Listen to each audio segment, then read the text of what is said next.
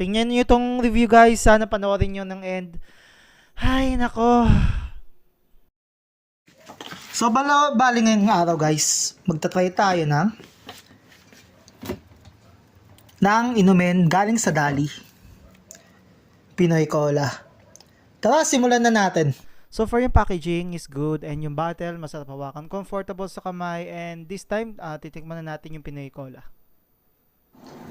So, ayun, nakita nyo na yung kompletong detalye na to. At, again, ako si Jesse. Pasayahin ang panlasa, tikman na natin ang Pinoy Cola.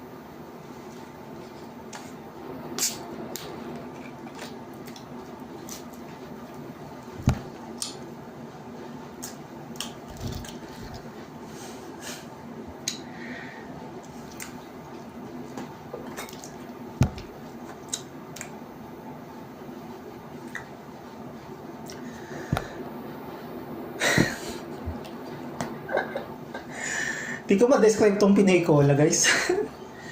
Parang, yung lasa niya, wait lang ha.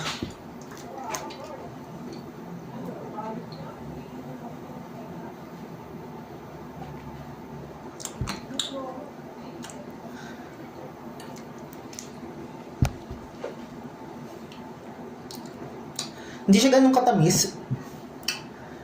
And then, yung carbonated niya is hindi ganun kalakas.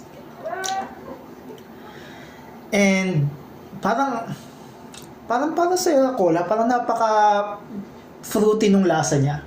Alam niyo yung mga candy na fruits, tapos nilagay mo dito sa cola, parang ganun yung lasa.